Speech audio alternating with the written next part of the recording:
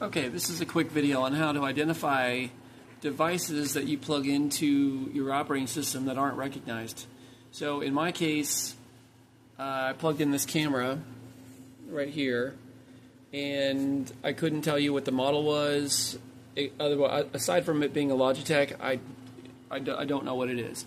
And the system shows it as unrecognized, as we will see right here. You right-click this PC, click down on Properties. Okay, and we're going to go over here, and we're going to click Device Manager. Okay. See, it comes up as an unknown device. But what you can do is highlight it, right-click it, click Properties, and then on the Events tab, there's a string on the bottom. Everything past the slash, you copy it. Okay? Copy, and then go to your browser.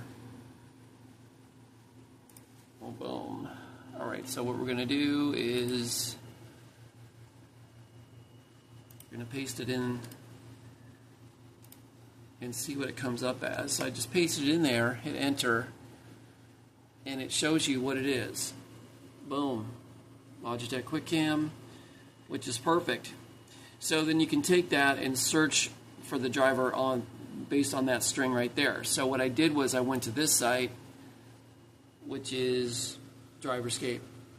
It's actually worked out pretty well in the past. I've never come up with any kind of weird downloads or viruses or anything from these guys, so they do a pretty good job.